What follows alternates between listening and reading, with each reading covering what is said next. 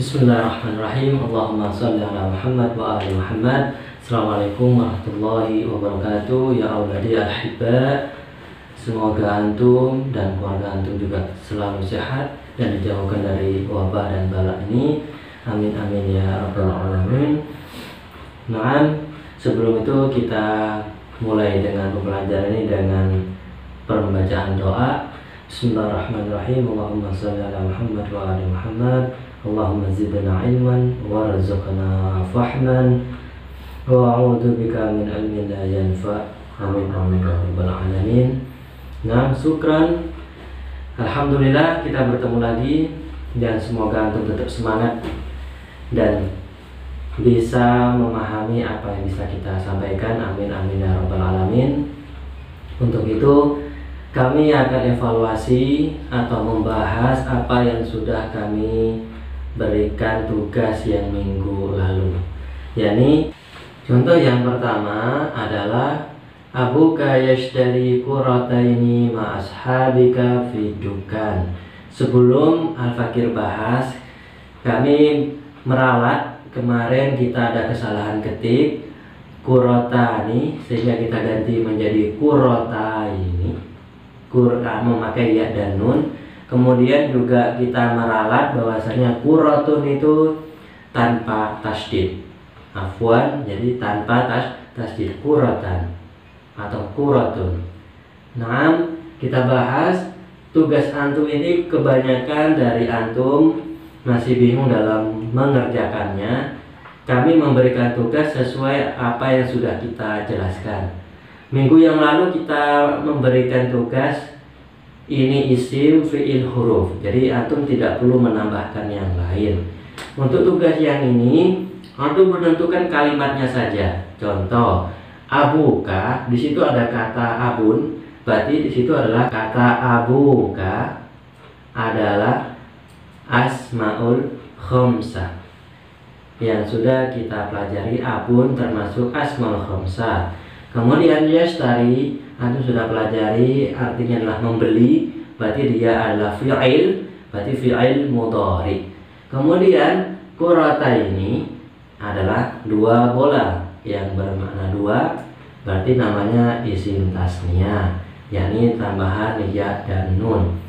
Kemudian ma'a di situ adalah isim, kami ralat juga, jadi bukan huruf, jadi ma'a adalah isim. Kemudian ashabika di situ adalah jamak taksir, mufradnya adalah sahibun, artinya adalah teman. Ashab jamak dari sahibun. Kemudian fi di situ adalah huruf. Adukan adalah isim mufrad, yaitu satu toko. Jadi antum hanya memberikan bentuk kalimatnya saja. Dan lafaz adukan di situ sebagian antum ada yang jawab isim tasniyah karena di situ ada berakhiran alif dan nun. Diingat isim tasniyah itu hanya tambahan saja di akhirnya. Sedangkan dukan di situ sudah menjadi satu kesatuan, bukan tambahan. Sehingga kita katakan dukan adalah isim mufrad, bukan isim tasniyah. Diingat alif dan nun dalam bentuk kata isim tasniyah hanya tambahan saja, bukan bagian dari kalimat itu sendiri. Sedangkan lafaz dukan itu bagian dari kalimat itu sendiri. Jika alif dan nunnya kita buang, dia artinya nanti bingung nanti. Sedangkan dukanun adalah toko. Nah, kemudian contoh yang kedua, Musa wa Isa wa Fatimah yusalluna ma'al muslimin wal muslimat. Artinya Musa, Isa, Fatimah mereka sholat bersama orang muslim dan para muslim perempuan. Di situ Isa, sebagian antum ada yang jawab Aisyah. Jadi di situ adalah Isa. Jadi ada yaitu Isa. Jadi Musa dan Isa. Nah, Musa sebagian antum ada yang jawab isim ghairu munsharif, akan tapi situ adalah isim maksur. sesuai definisi isim maksur, yang terakhirnya berupa ya tanpa titik dan sebelumnya diharokati fathah. Sa fathah. Kemudian juga Isa sama. Wa-nya di situ adalah huruf dan insya Allah kita akan pelajari. Kemudian Fatimah baru di situ adalah isim ghairu munsharif yang tidak boleh ditanwin. Kemudian yusalluna.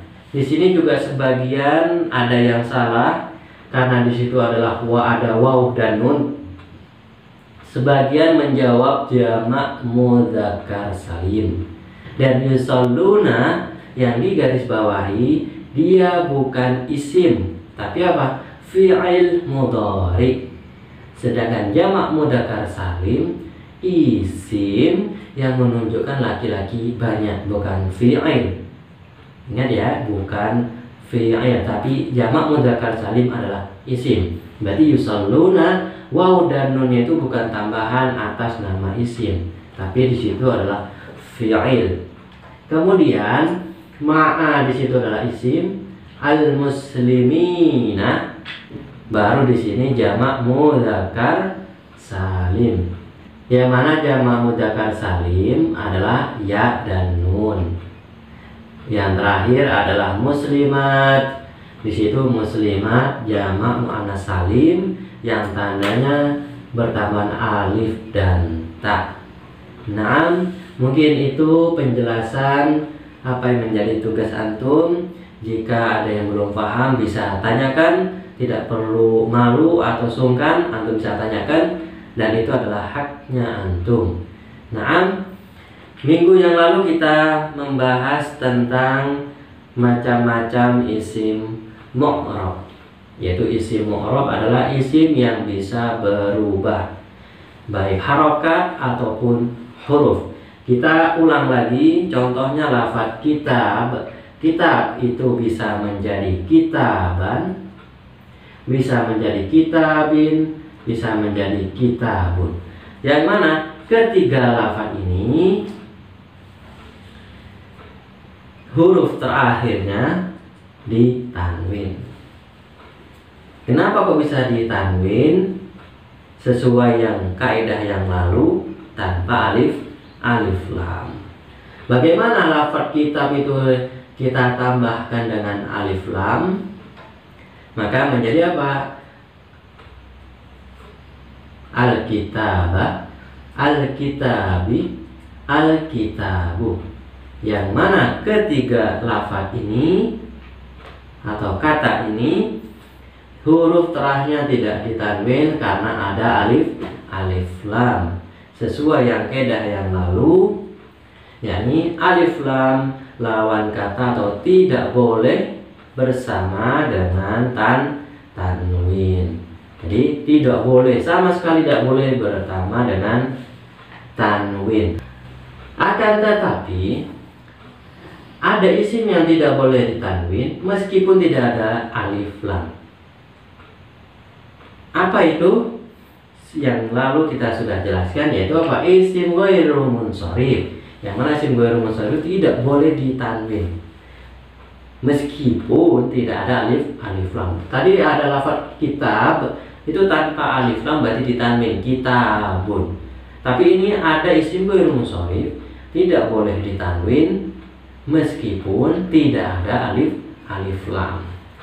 Nah, oleh karena itu kita membahas jenis-jenis isim yang tidak bertanwin atau isim ghairu munsharif. Apa saja itu isim-isim ghairu munsharif? Dari segi nama. Yang pertama adalah nama wanita. Semua nama wanita termasuk isim ghairu munsharif berarti tidak boleh ditanwin. Contoh yang pertama adalah Khadijatu. Tidak boleh kita baca Khadijatun ataupun Khadijatan. Kemudian Fatimatu, Zainabu, Maryamu, Aisyatu. Semuanya tidak boleh ditanwin. Ketika kita mengatakan misal Assalamu ala Khadijata, tidak boleh ala Khadijatan. Tidak boleh.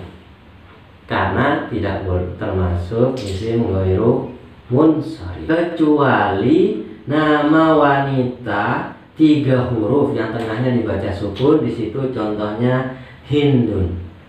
Jadi pengecualian ya, semuanya ada pengecualian karena di situ 3 huruf. Jadi bukan termasuk isim ghairu munsharif. Nah, yang kedua adalah nama laki-laki yang hurufnya berupa tak. Tak di situ tak marbutoh, tak bulat. Contohnya adalah Hamzatu, Talhatu, Mu'awiyatu, Hurairatu. Jadi tidak boleh ditanwin ya. Nomor 3, nama ajam. Nama selain Arab, contohnya Nabi Ibrahim. Semua nabi itu dihukumi isim ghairu munsharif kecuali Nabi Saleh, Nuh, Lut, Muhammad, Syuaib, Hud. Selain nama-nama 1, 2, 3, 4, 5, 6 ini itu termasuk isim ghairu munsharif. Yang nomor 4 masih segi nama yang diakhiri oleh alif dan nun. Luqmanu, Salmanu, Uthmanu. Nah, yang kelima, nama mengikuti pola af'alu, harokat dan jumlah hurufnya sama. Di situ ada Ahmadu, Anwaru, af'alu sama. Kemudian nama laki yang mengikuti pola fu'alu, di situ ada contoh Umaru, Zuhalu. Yang terakhir nama negara atau kota, Misru, Baghdadu, Makkatu, Madinatu. Naam, itu dalam segi nama. Kemudian dari segi sifat yang pertama adalah sifat yang mengikuti pola fa'la'u. Contohnya hamra'u. Hamra' itu artinya merah, sauda'u hitam, khadra'u hijau. Ini adalah warna. Jadi warna juga termasuk kata sifat. Kemudian yang kedua, kata sifat yang mengikuti pola af'alu. Contohnya akbaru, aswadu. Akbaru itu adalah maha besar. Tidak ada contohnya Allahu akbarun. Makanya dia dibaca ru, tidak boleh tanwin, akbaru karena isim ghairu munsharif. Aswadu adalah warna hitam. Jadi aswad itu hitam. Kemudian kata yang ketiga, kata sifat yang mengikuti pola fa'lan, yaitu atsyanu. Atsyanu itu artinya laka, hausan. Kemudian sab'anu, kenyang. Jaw'anu, lapar. Ada lagi bahasa Arabnya malas. Malas itu adalah kaslan. Kaslan itu tulisannya terakhirnya ada alif dan nun, dibaca kaslanu. Dia adalah kata sifat yang artinya adalah malas. Bukan kaslan yang terakhirnya fathatain, tapi alif dan nun. Kaslan. Nah, yang dari segi jamak di sini mengikuti pola afa'ilu. Contohnya adalah asabi'u, jari-jari. Asatidu, ustad-ustad. Ustadzun itu satu ustadz. Kalau jamaknya bisa asatidu, bisa asatidah. Jadi ada 2 jamaknya.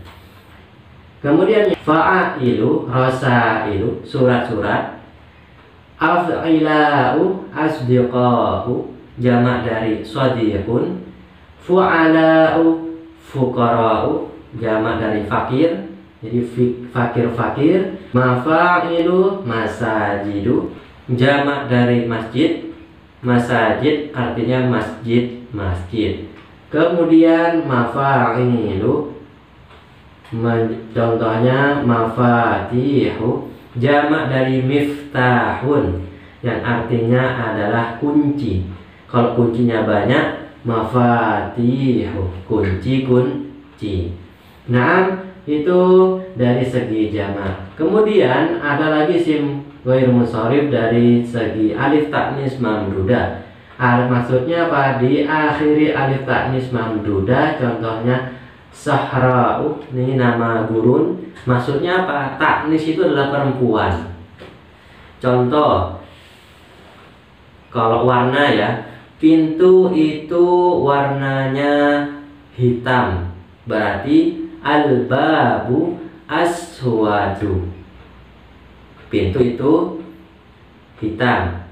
Tapi kalau barangnya itu perempuan, contoh saburatun, itu dihukumi perempuan karena ada tak marbutoh, sehingga ketika dalam contoh as-saburatu sauda'u, ini sauda seperti dengan khadra hijau, sauda adalah hitam. Di situ termasuk alif taknis mamdudah. Jadi untuk perempuan. Nah, antum pahami saja, tidak perlu antum hafalkan. Kemudian isim ghairu munsharif yang terakhir adalah alif taknis maksurah, yaitu yang diakhiri alif taknis maksurah. Taknis itu tadi perempuan. Contohnya pada situ kubro. Kubro itu artinya adalah besar. Kalau akbar maha besar. Akbar itu untuk sifat laki-laki, tapi kalau kubro itu untuk perempuan. Contoh Khadijatu al-kubra. Seperti itu. Jadi untuk perempuan. Contoh lagi itu hubla. Hubla itu artinya adalah hamil. Karena sifat hamil itu hanya perempuan. Sehingga alif taknis yang terakhir itu adalah yang berupa ya tapi tanpa titik, di situ disebut dengan alif taknis maksurah. Dan banyak lagi contoh-contohnya yang alif taknis maksurah. Nah, ini semua adalah isim ghairu munsharif, tapi ada catatan di situ. Isim-isim ghairu munsharif selain tidak bisa ditanwin, isim-isim ini semua yang sudah kita sebutkan tidak boleh dibaca kasroh. Kapan dibaca kasroh? Di situ ada contoh, ada huruf ba. Ba di situ kita sudah pelajari ya, adalah huruf jar. Jadi kata yang jatuh setelah huruf jar, berarti setelahnya harus dibaca jar. Di sini contohnya kolam. Jar itu apa? Kasroh. Contoh bi qalamin, tanpa alif lam berarti ditanwin, bi qalamin. Atau dikasih alif lam, bil qalami, yang mana ba di situ adalah huruf jar, tanda isim yang sudah kita jelaskan yang minggu-minggu yang lalu. Contoh lagi bismi, ada huruf ba berarti dibaca kasroh, bismi.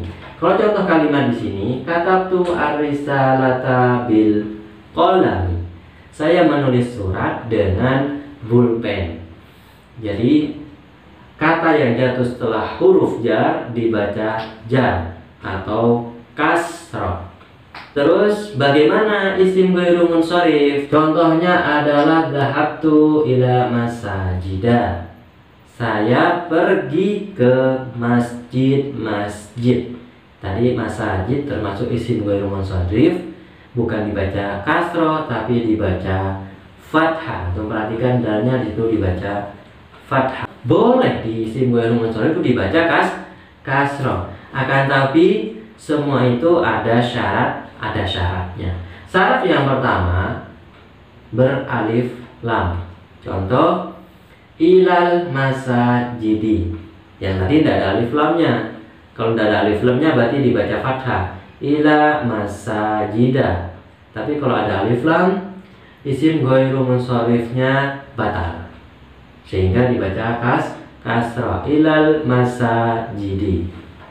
Atau yang kedua sebagai mudhaf. Contohnya apa? Ila masajidihim, ke masjid-masjid mereka. Atau min asdiqai Muhammadin, dari teman-temannya Muhammad. Jadi yang perlu antum pahami sekarang, isim ghairu munsharif yang kita jelaskan cukup antum pahami saja, tidak perlu antum hafalkan. Ini hanya pengetahuan antum saja, biar antum tidak timbul pertanyaan apa saja sih isim-isim ghairu munsharif, dan kita sudah sebutkan yang tadi. Dan isim ghairu munsharif juga memiliki ketentuan atau kaidah atau aturan. Aturannya adalah isim ghairu munsharif tidak boleh ditanwin dan tidak bisa dibaca kasroh. Fatimatu tidak bisa dibaca Fatimati. Misal assalamu ala huruf jar Fatimata, tidak bisa dibaca ti. Sedangkan Ustaz tadi jelaskan setiap kata yang jatuh setelah huruf jar dibaca kasroh. Contoh lagi, fi adalah huruf jar, berarti fil fasli dibaca, lamnya dibaca kasroh.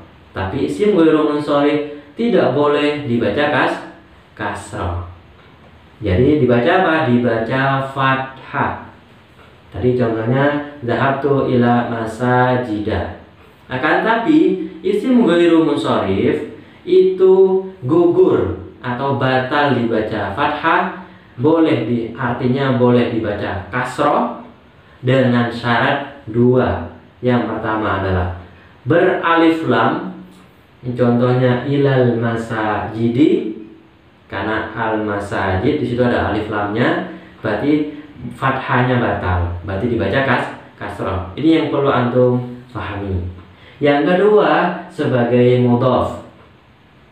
Jadi dua kata yang digabungkan menjadi satu. Contohnya di situ ila masajidihim, ada dua kata, ada him. Terus min asdiqai Muhammadin, ada kata Muhammad. Jadi asdiqa tadi jamak boleh dibaca kasroh, aslinya tidak boleh. Tapi kalau dia sebagai mudhaf maka dibaca kasroh. Kemudian apa itu mudhaf? Insya Allah Ustaz akan jelaskan pada minggu yang akan datang. Antum pahami ini dulu biar antum tidak terlalu bingung. Antum pelajari, insya Allah antum faham, dan semoga antum faham dan tetap semangat dalam pembelajaran ini. Dan antum selalu jaga kesehatan antum biar antum tetap semangat dalam pembelajaran hari ini.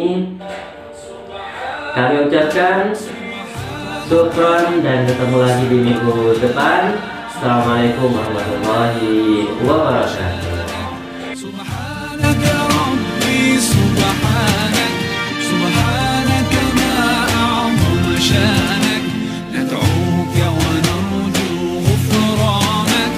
ندعوك ونرجو غفرانك